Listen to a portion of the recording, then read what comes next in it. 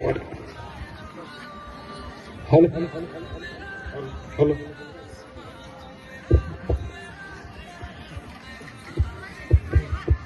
ಅಸ್ಸಲಾಮು ಅಲೈಕುಂ.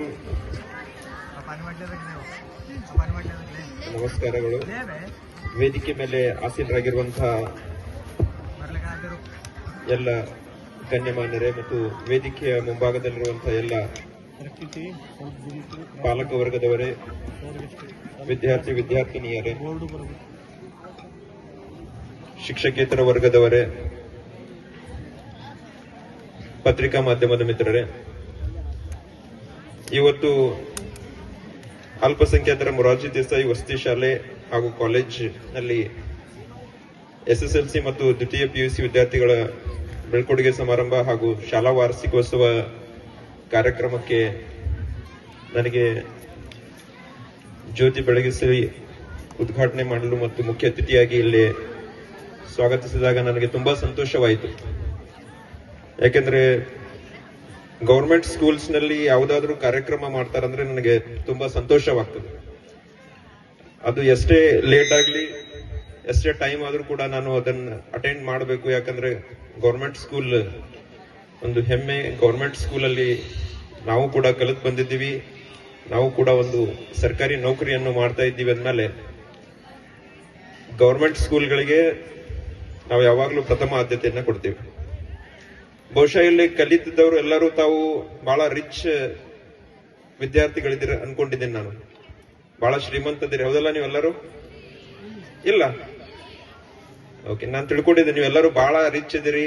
ಅದು ಏನೋ ಅಂತಾರಲ್ಲ, ಬಾರ್ನ್ ವಿತ್ ಸಿಲ್ವರ್ ಸ್ಪೂನ್ ಅಂತೇಳಿ, ಹುಟ್ಟಿದಾಗ ಬಾಯಾಗ ಬೆಳ್ಳಿ ಚಮಚೆ ತಗೊಂಡು ಬಂದವರು ಅಂತೇಳಿ.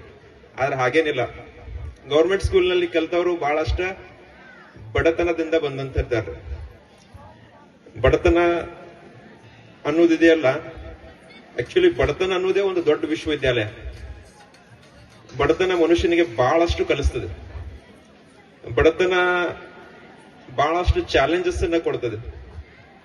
ಆದ್ರೆ ಆ ಚಾಲೆಂಜಸ್ ಗಳನ್ನ ಚಾಲೆಂಜ್ ಆಗಿ ಸ್ವೀಕಾರ ಮಾಡಿ, ಅದನ್ನ ಸವಾಲಾಗಿ ಸ್ವೀಕರಿಸಿ, ಅದನ್ನ ಸವಾಲಿನ ರೂಪದಲ್ಲಿ ಅದಕ್ಕೆ ನಾವು ಪ್ರತ್ಯುತ್ತರ ಕೊಟ್ರೆ ಆ ಬಡತನ ನಮಗೆ ನೆಗೆಟಿವ್ ಅಲ್ಲ, ಪಾಸಿಟಿವ್ ಆಗಿ ಪರಿಣಮಿಸ್ತದೆ. ಬಾಕ್ಸಿಂಗ್ ಅಲ್ಲಿ ಏನ್ ಹೇಳ್ತಾರಂತಂದ್ರೆ, ಯಾವಾಗ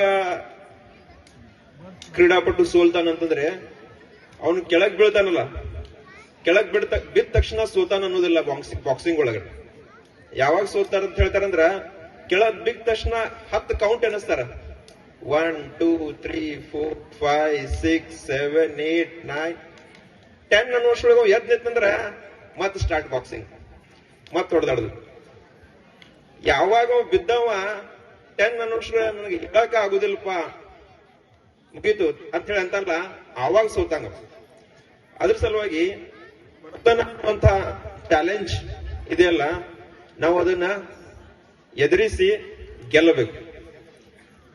ಬಹಳಷ್ಟು ಒಳ್ಳೆ ಕೊಟೇಶನ್ ಹೇಳ್ತಾರೆ ಅಂತಂದ್ರೆ, ಬಡವರಾಗಿ ಹುಟ್ಟಿದ್ದು ತಪ್ಪಲ್ಲ, ಆದ್ರೆ ಬಡವರಾಗಿ ಸಾಯಬಾರದು. ಏನಾಗ್ಬೇಕು? ನಾವು ಶ್ರೀಮಂತರಾಗಬೇಕು, ನಮ್ಮ ಸುತ್ತ ಎಲ್ಲರನ್ನು ಶ್ರೀಮಂತರನ್ನಾಗಿ ಮಾಡಬೇಕು. ಎಂಟರ್ಪ್ರಿನರ್ಶಿಪ್ ಬೆಳೆಸ್ಕೋಬೇಕು.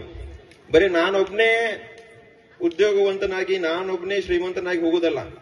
ನನ್ನ ಸುತ್ತಲಿರುವಂತಹ ಇಡೀ ಒಂದು ಪರಿಸರವನ್ನ, ಸಮಾಜವನ್ನ ನಾವು ಪ್ರೇರೇಪಿಸಿ ಅವ್ರನ್ನು ಕೂಡ ತಮ್ಮ ಬಾಳು ಬದುಕು ಶ್ರೀಮಂತಗೊಳಿಸುವ ಹಾಗೆ ಮಾಡಬೇಕು.